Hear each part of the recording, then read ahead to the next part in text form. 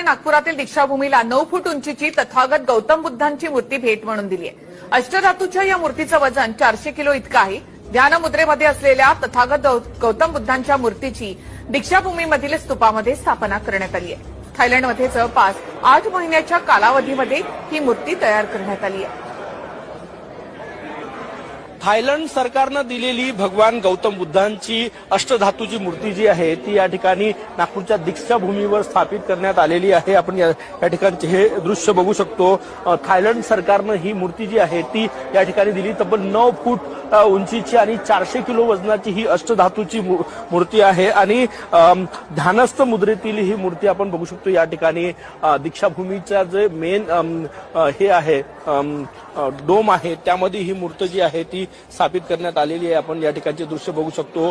Thailand सरकारनं ही मूर्ती दिलेली आहे आणि त्याची स्थापना